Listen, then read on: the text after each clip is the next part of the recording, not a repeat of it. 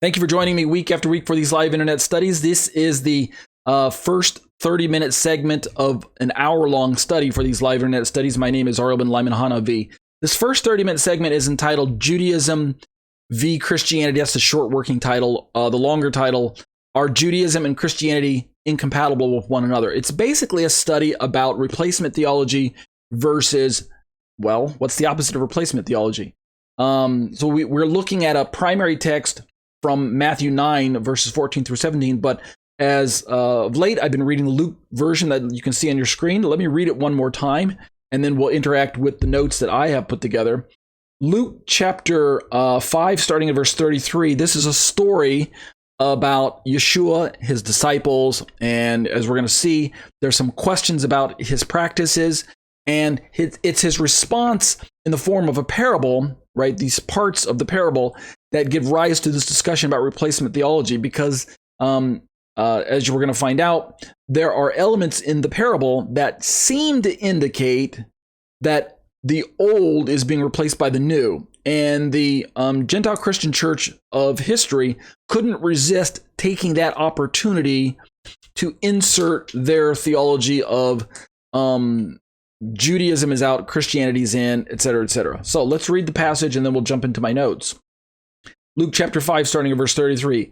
And they said to him, the disciples of John fast often and offer prayers, and so do the disciples of the Pharisees, but yours eat and drink. Verse 34, and Jesus said to them, can you make wedding guests fast while the bridegroom is with them? Verse 35, the days will come when the bridegroom is taken away from them, and then they will fast in those days. Verse 36, he also told them a parable. And again, this story is found in 3 of the 4 Gospels, Matthew, Mark, and Luke. It doesn't show up in John. And it's only here in Luke that the word parable is mentioned. So let's treat it like a parable. At least the stories after the answer about the wedding fast, that part is factual. But then everything from 36 following is a parable.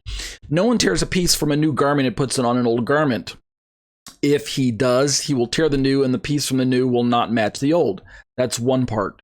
And then verse 37, no one puts new wine into old wineskins. If he does, the new wine will burst the skins, and it will be spilled, and the skins will be destroyed. That's a second part.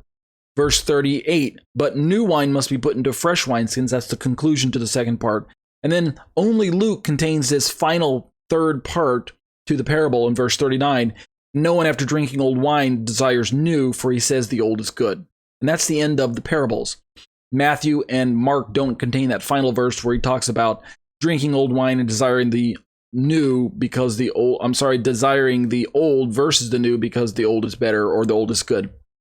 All right, let's briefly just look over some of the details in the text and then provide some commentary. As we've been noticing already, if you read the story, the section at face value, there seems to be a lot of just common sense advice built right into the story. The factual part where Yeshua starts about answering the question about the bridegroom and fasting and wedding guests and things like that, he follows up that question or that answer with these 3 parables, or 2 if you're reading the Matthew and Mark rendering. It all kind of works out to just 2 parables. One part about the garment and the other part about the wine and the wineskins.